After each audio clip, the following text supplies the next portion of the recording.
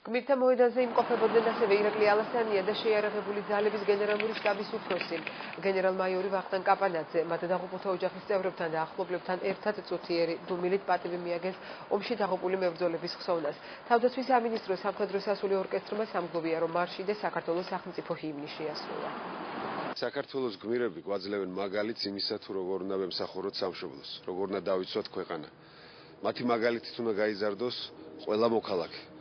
რომ ჩვენს ერში ბრძოლის და წინააღმდეგობის გაწევის ნება იყოს ძალიან მაღალი. ისეთი გამოწვევებით სავსე გარემოა ჩვენთან, რომ სწორედ ყველა ქართველი, ყველა მოქალაქე მზად უნდა იყოს თავის ქვეყანა ისე დაიცვას, როგორც ამ ბიჭებმა დაიცვას.